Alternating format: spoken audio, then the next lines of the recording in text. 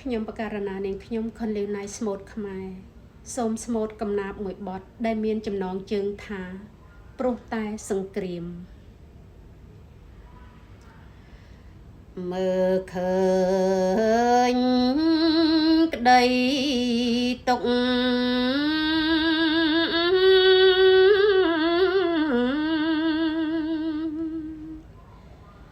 ដងចិត្តក្ដួលក្ដុកចង់ណែនអរា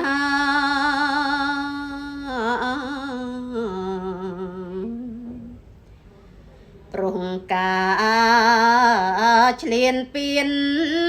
សៀមបាញ់ប្រហា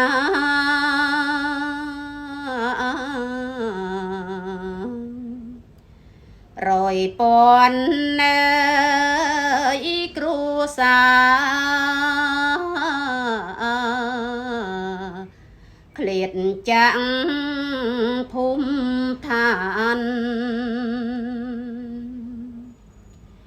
ជនច្រើនរងគ្រោះ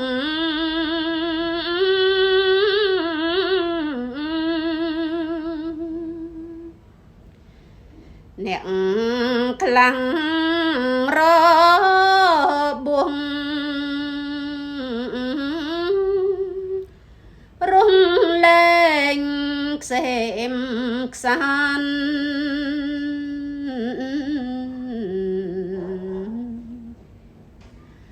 ខ្លាំងបងជីវិត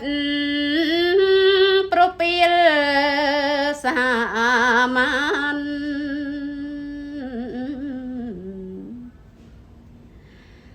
លបលន់ចង់បានដែនកម្ពុជាប្រទេសខ្ញុំក្រ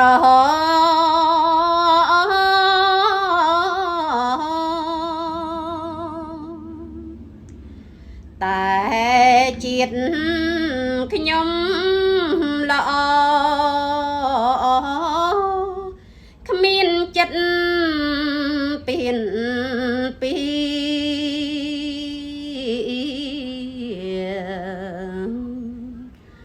បំពេញជាតិផ្សេងឲ្យរង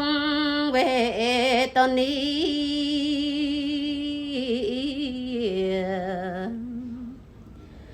ប្រាថ្នាត្រឹមជីសុខសន្តិភាព